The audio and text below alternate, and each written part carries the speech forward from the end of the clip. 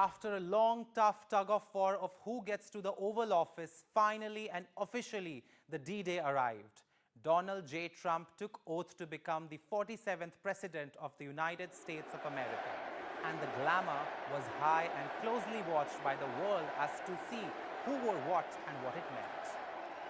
The second-time First Lady Melania Trump, who is known for her notorious approach to fashion and isn't afraid to make a bold statement, wore a navy blue coat dress with matching Eric Javid's hat.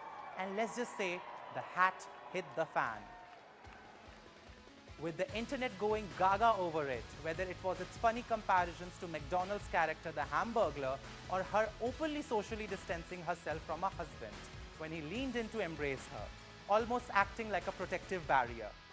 First daughter Ivanka wasn't behind when she showed up in an emerald green Christian Dior, and the internet compared her to the character Serena from The Handmaid's Tale.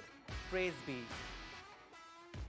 Usha Vance, who still looks as if she's processing it all, opted for a peony pink cashmere coat by designer Oscar de la Renta. For the inaugural ball, Usha Vance picked a custom evening gown by designer Raim Maikra. And let's just say even Rimakra gets it wrong sometimes. For the ball, Melania and her long-term stylist, Harvey Pierre, collaborated to design her a gown, a strapless white silk dress with thick bands of black silk.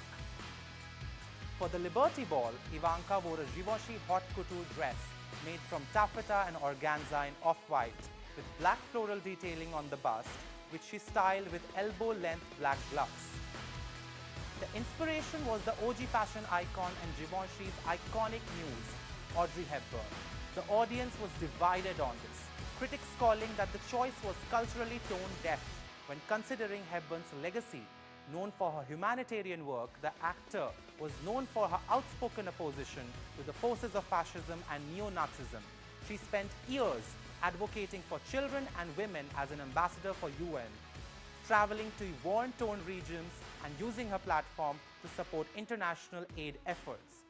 Well, it's unsure what would Miss Hepburn think of this, but we can say this for sure, that the first family is aiming for high fashion and you can't touch this desperate opulence. Desperate to get the fashion fraternity's approval, seeing that during Trump's first term, top fashion houses and luxury designers publicly boycotted to dress her. And lastly, from the guests, one person stood out. Lauren Sanchez, fiancé of Jeff Bezos, who I guess did not get the memo that this is a formal president's event and not the MTV Awards.